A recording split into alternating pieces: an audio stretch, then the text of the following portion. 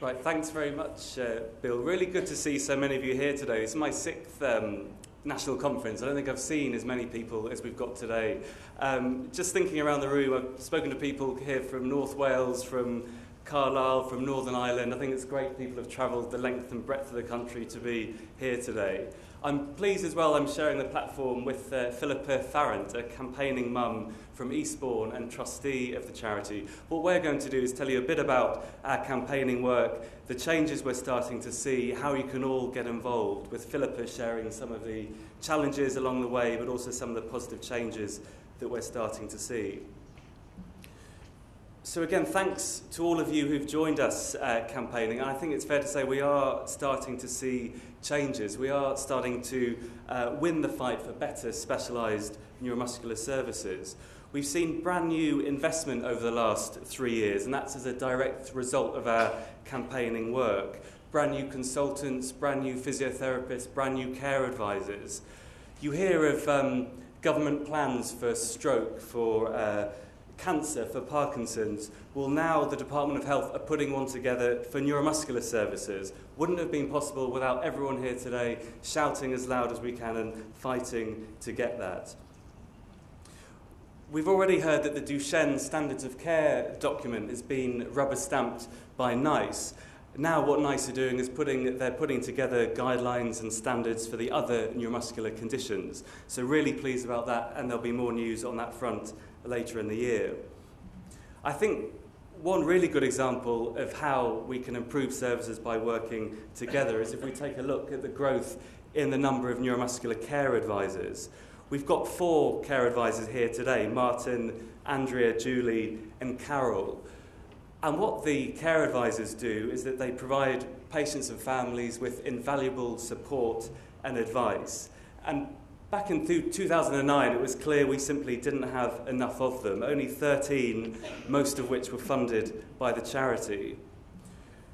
Now look at that, 3 years on, we've now got funding for 31 posts across the UK, and that figure is growing. Just over the last few weeks, I've heard about a new neuromuscular team that's being put into place in Preston. Cambridge are planning additional services, and a new neuromuscular network is underway for London as well. So I think this is something we should all be really proud of. This is what we've achieved by all of us working together. If we look at what's happened in the southwest of England and the West Midlands, and if we include the care advisors, that equates to £2.4 million investment into these services year on year. It would have been zero had it not been for all of us and our campaigning work.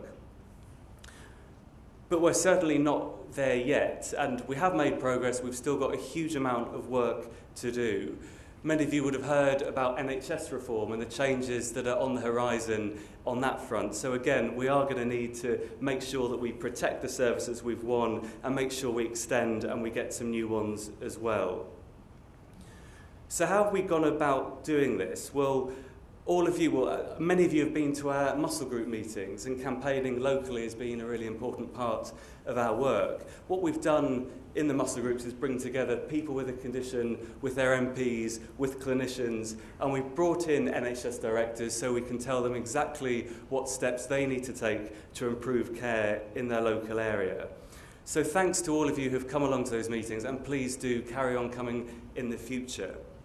I also wanted to thank you all for filling in surveys that we've sent you, for writing letters, for talking to your MP, for signing petitions. We wouldn't be where we're at now if you all weren't doing that, so please do keep that up and carry on over the coming year. You've also been to Parliament, haven't you? Many of you have joined us at the all-party group meetings that we hold in Westminster. And I think that's another important part of our campaigning work. I mentioned the muscle groups locally, but we've also taken our fight to Parliament and to government and to ministers and to fight for better care nationally as well. I think it's interesting if we just reflect on this morning's speakers as well. John Hastie has met the Health Minister in his fight for a cough assist machine. Kerm, who you just heard from, is joining us in 2 weeks when we meet the new Health Minister, so we can tell him exactly what we need to see in place as the NHS is reformed. And Dave, who we heard from earlier, has also handed in a petition to Number 10. So what we're seeing here is people with the condition face to face with people that can really make a difference. We've also set up parliamentary groups in the 4 countries of the UK, in Westminster, Cardiff, Belfast and Edinburgh. Now what these groups have been doing is holding inquiries into specialist care. They've produced reports, and now what we're doing is campaigning to ensure that those recommendations are put into action.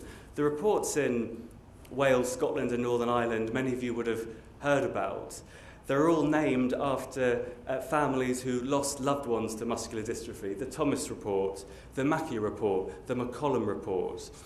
And I think because of the commitment, the hard work and the dedication of these families, these pieces of work are really helping us to improve care in those countries. And I think this is something that these families should be really, really proud of. Now, another important strand of our work is our work in the media, as well as campaigning locally and nationally. Getting our voice heard in the press is a really important way that we can add pressure to decision makers. So thanks to all of you here and to many of you who have taken to the airwaves and explained about services in your local area or how your family's been affected by muscular dystrophy, and we might very well call on you to do the same in the future. I've told you about our campaigning work, but we're also fighting for people's individual rights through our advocacy service. Now, we've all heard about cuts to local authority funding, huge changes to the welfare system, and how we as a charity are responding to that is by setting up a brand new service, the advocacy service. We've partnered with a leading law firm called Hogan Lovells, and we've now got 30 legal volunteers working on cases. So what they're doing is supporting people if they've been faced with unfair decisions about DLA, about care packages, about housing issues. Jake, pictured here, we helped him get his new wheelchair. He asked me to read out a quote from him today, and that was pretty simple, really. Without your input, I'd still be in the same old chair with the same old problems. So if any of you are facing problems like this, please do get in touch and let us fight your corner for you. We've been really successful about overturning unfair decisions from the DWP, from local authorities. And we're actually soon going to be hitting £1 million worth of services for families through the advocacy team. Well, I think this is probably a good time to hand over to Phillippa Farrant, who I hope is going to bring to life some of the issues that I've focused on in terms of our work in the muscle groups, the NHS, Parliament and the media. So Phillippa, at this point, over to you.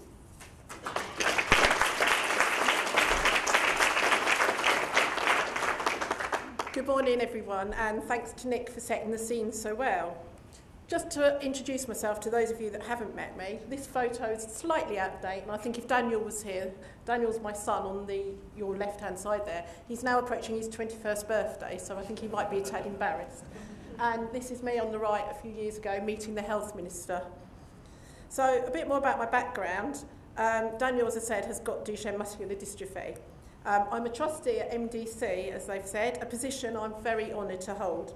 However, I'm also chair, as you've also heard, of the Duchenne Family Support Group, co-chair of the South East Coast Muscle Group, part of the South East Coast Steering Committee, along with sitting on the Services Development Committee and the JPT. However, my day job is a part-time counter clerk in my local post office. I suppose I got involved in campaigning at the time of the Walton Report. When this was being put together, I felt there were so many discrepancies around the country with what level of service our families were getting, whether it was for wheelchairs, clinical support, education or adaptations, that I really felt it was time for me to get involved and see if I could do my bit to help push things along. Not one for being backward in coming forward, I got involved with giving evidence for the Walton Report, quoting not only my personal problems with housing, wheelchairs and splintered care for Dan, but also being able, as chair of the DFSG, being able to put forward some of the views of our families all around the country. The first time I spoke in public in the Houses of Parliament, my knees were knocking, and I wondered if I would end up in the Tower for saying the wrong thing. However, it was a real thrill that I was being listened to by prominent politicians, as well as clinicians and other families, and that perhaps one small thing that was said might just impact on getting things changed and improved for all our families. From there, my campaigning work increased, and I felt more confident that what we were doing was the right way forward and that with constant pressure, little by little things would change.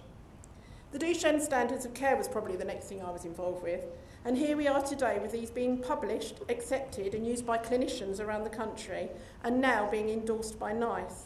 I was even privileged enough to meet Sir Mike Rawlings, the chair of NICE, who is actually very supportive and helps us to push our work forward. For those of you in the audience involved with muscle groups around the country, you know how important this work is.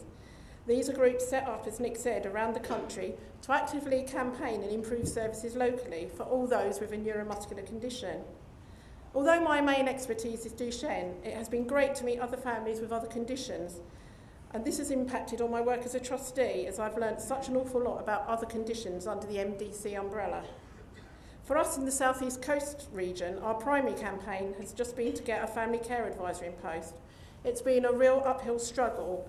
We're just about there now with someone in post, and with our influence, they are doing a lot of their work with MDC at HQ, which has helped be very beneficial. However, our fight will not stop as the size of population in our area is too big for one person, so we will continue to fight and push for another person to be put in post. Interestingly enough, out of the muscle group, because local commissioners were often in attendance, they have begun to listen to us and realise we know what we are talking about. This has led to me being part of the steering group that looks at provision of services. So I sit on a committee with clinicians, commissioners and other bodies that input into the local services.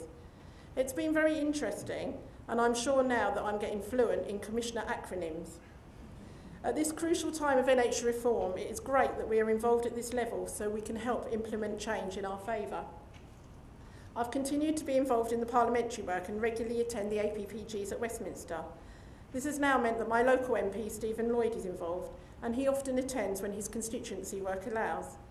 He has supported my family locally with issues and is much more aware of the problems facing all our families. Don't be afraid to approach your local MPs, as the more MPs we have on board, the stronger the voice we will be.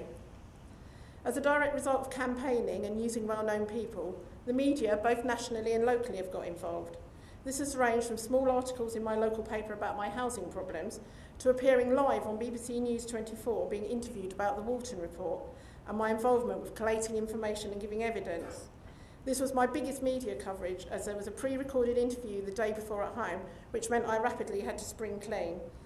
On the day of broadcast, I was sat in a studio with live cameras on me, a truly nerve-wracking experience.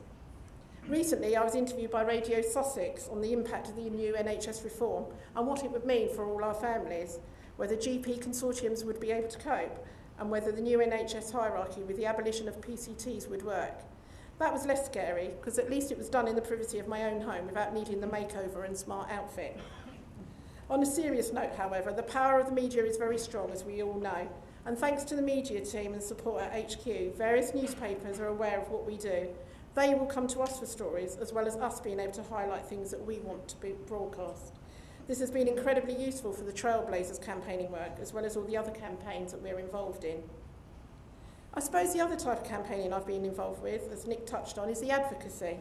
Through my work with DFSG, many of the problems people need help with, they come to us as we are a support group. And now MDC has a dedicated advocacy team and links to a legal firm, we are able to signpost our families on to help get support and fight their problems.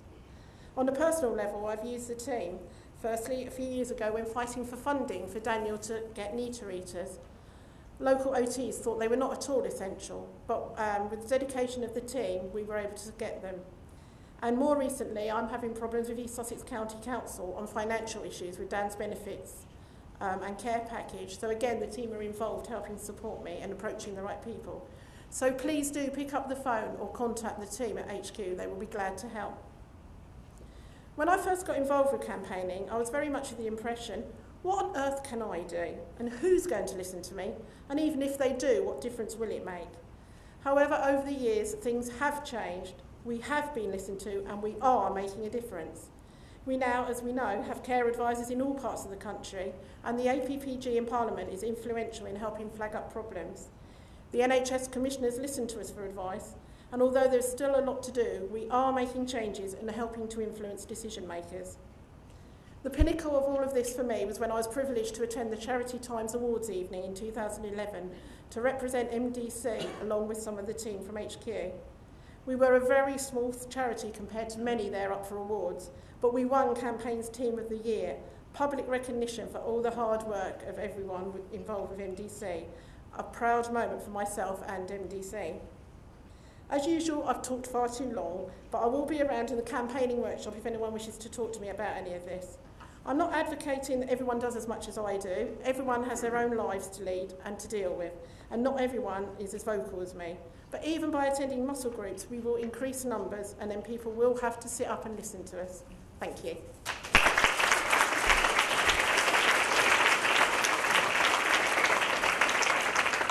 Thank you, Phillippa, so much. I think Phillippa just summed it up brilliantly, didn't she? By joining forces locally and campaigning in our local areas, by coming to Parliament, by getting our voice heard in the media, all of this has meant we're boosting investment in vital neuromuscular services and through advocacy, fighting people's corners to make sure they've got the support that they're entitled to. So I think our plea to you all today is please do join the fight and please do get involved. We've come a long way. We've got a lot more work to do. Enjoy the rest of your afternoon, everyone.